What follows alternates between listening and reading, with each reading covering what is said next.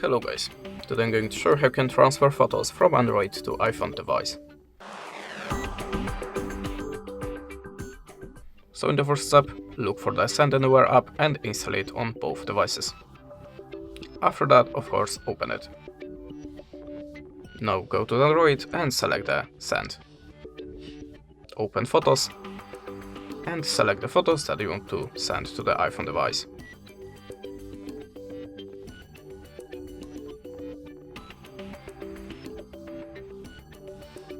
Now tap on the send icon